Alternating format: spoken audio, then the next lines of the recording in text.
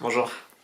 Je me suis dit que je ferais une vidéo plutôt en français, là, juste dans un intérêt de diversité, de représentation linguistique. Et voilà, bon, les gens ils pourront lire les sous-titres.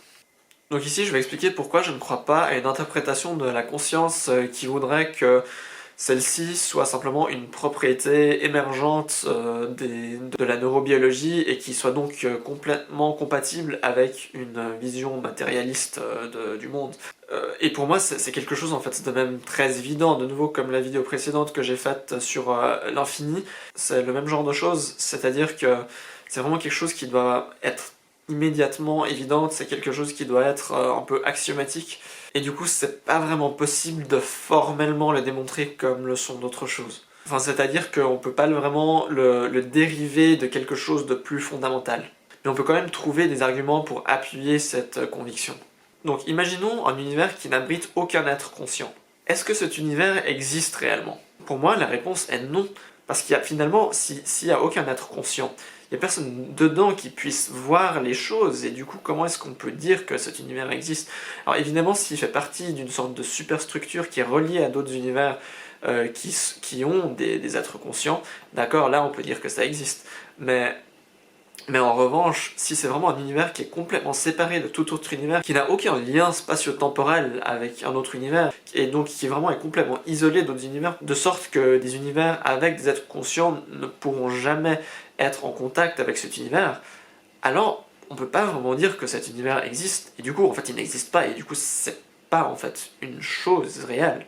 Pour dire que notre univers existe, il faut d'abord qu'on soit nous là à l'observer. Et du coup, ça veut dire qu'en fait, la conscience, ça doit être une propriété fondamentale de l'univers, puisqu'elle est finalement nécessaire à l'existence même de l'univers. Et puis en effet, en fait, il n'y a aucun mécanisme pour expliquer l'existence de la conscience. Il n'y a aucune raison pour laquelle des signaux électriques comme ça qui se propagent dans un réseau biologique puissent donner naissance à la conscience. Pourquoi est-ce que ça... Comment est-ce que ça se traduit en conscience? C'est complètement absurde, il n'y a aucun mécanisme pour expliquer ça, en fait. Les scientifiques, et surtout les neuroscientifiques, ils ont l'impression qu'ils sont en train de découvrir un mécanisme qui puisse expliquer la conscience, mais c'est absolument faux.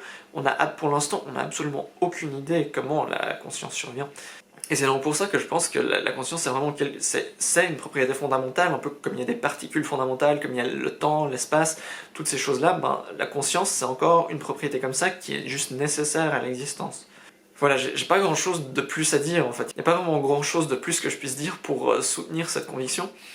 Mais du coup, j'aimerais explorer un peu quelles sont justement ces propriétés fondamentales et expliquer pourquoi elles sont fondamentales en les enlevant chacune et puis en montrant justement que ça marche pas si on les enlève.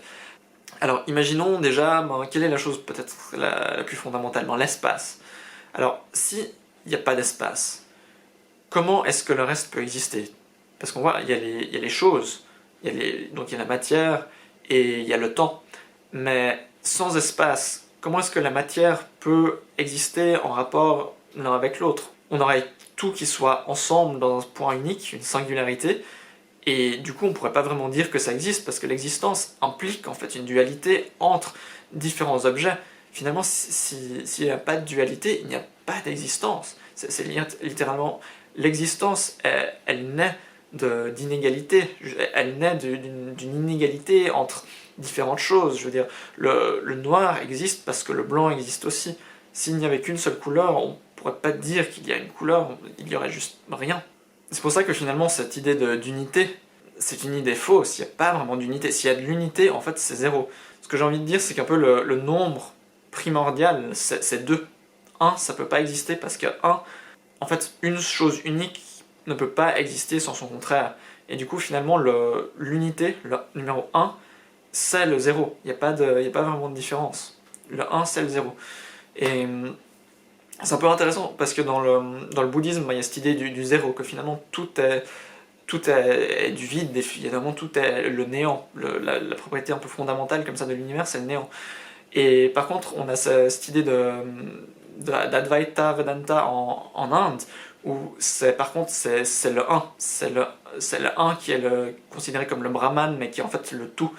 Et donc il y a ce 1 dans l'Advaita Vedanta et le 0, et puis finalement c'est quand même un peu la même chose, et puis on reconnaît que c'est la même chose parce que c'est aussi lié à tout ce concept de libération et de body, d'illumination, et c'est justement qui est conçu comme étant la compréhension intuitive de ce concept de soi, de l'unité ou du néant.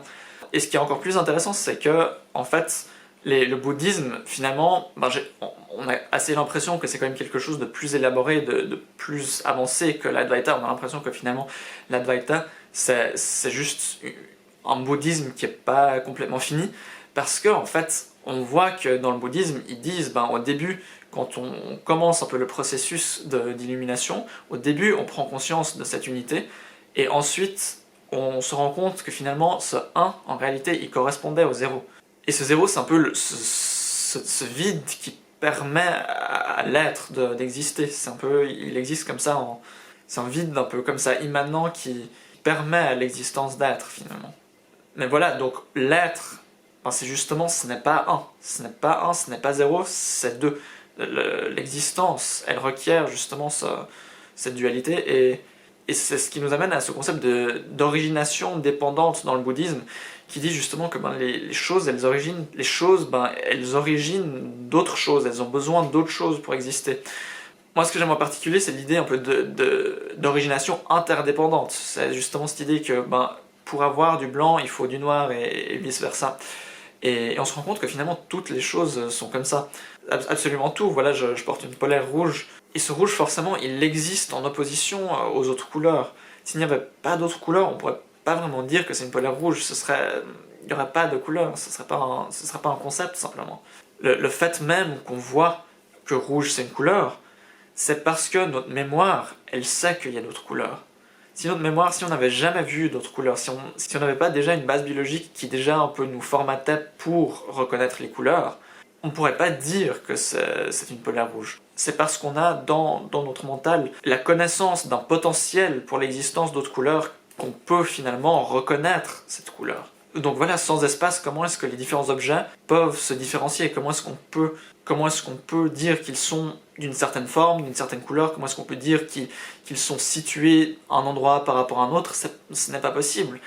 S'il y a tout qui est juste ensemble dans un seul lieu, finalement il n'y a rien, il y a juste cette singularité, et puis finalement ce n'est rien du tout, parce que finalement c'est juste 1, et le 1 c'est 0.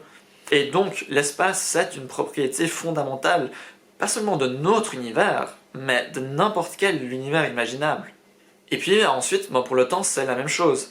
C'est-à-dire, le temps, si on avait juste... Donc imaginons un univers qui a de l'espace, mais qui n'a pas de temps. Donc on aurait des objets qui sont situés différemment les uns aux autres, qui seraient chacun un peu distincts, avec d'autres formes, d'autres couleurs, etc., d'autres propriétés. Mais comment, en fait, est-ce qu'on pourrait prendre connaissance de ces différents objets? Et donc, en fait, la nécessité du temps fait appel à la nécessité de la conscience. J'ai déjà expliqué pourquoi la conscience était nécessaire à l'existence, et ensuite, en fait, le temps est nécessaire à la conscience. Parce que la conscience, c'est un processus. C'est-à-dire la pensée, c'est quelque chose qui se fait dans le temps. S'il n'y a pas de temps, si on fait juste un arrêt sur image comme ça, en fait, il n'y a rien. On ne peut pas juste arrêter le temps, parce que du coup, la pensée s'arrête aussi. Et donc on peut pas faire comme dans ces films où on arrête le temps et puis les gens ils peuvent pas encore penser, parce qu'en fait on peut pas arrêter le temps.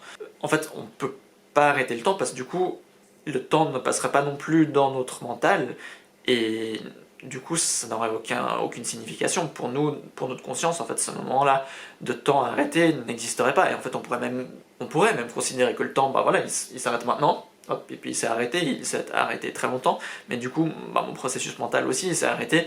Et finalement, si tout s'est arrêté, rien ne s'est arrêté. Et puis même au-delà d'une pensée formelle, juste l'expérience consciente, elle a aussi besoin du temps. Même par exemple le son c'est finalement des ondes comme ça qui aussi, de nouveau, une onde, c'est littéralement quelque chose qui existe seulement dans le temps. Une onde en fait elle n'existe pas à un moment donné, parce que justement une onde c'est une oscillation dans le temps. Et maintenant, on sait que la lumière aussi, elle a d'accord, il y a des photons, et il y a aussi l'aspect photon, et puis il y a l'aspect onde. Et de nouveau, la vision, elle dépend aussi du temps qui passe, du temps qui s'écoule, et puis ensuite, il y a tout le processus neurologique qui aussi se fait dans le temps, avec l'histoire des potentiels d'action. Donc la conscience ne peut pas exister sans le temps. Et puis même en supposant de nouveau l'existence un peu d'une âme immatérielle comme ça, de nouveau, il y a quand même besoin du temps pour pouvoir voir le changement. Parce que c'est ça aussi que la conscience requiert, c'est de pouvoir observer un changement. Même en ignorant le fait que les sens, finalement, ça requiert justement ces histoires d'ondes qui requièrent donc des oscillations, et donc le temps. Finalement, une expérience, elle a besoin du temps, même juste pour qu'on puisse la ressentir. Même en imaginant par exemple qu'on pouvait entendre des choses et voir des choses sans cette histoire d'ondes, même en imaginant une âme un peu qui puisse voir et entendre des choses, finalement, si les choses restaient tout le temps les mêmes, la conscience ne serait pas capable de les percevoir, parce que la perception elle-même requiert un changement au fil du temps. Et même si finalement la perception ne change pas, même si on voit juste une image statique, même si on entend un son constant, on a quand même une sensation de temps qui passe et on sait que les choses auraient pu changer. Et c'est comme ça qu'on reste quand même conscient.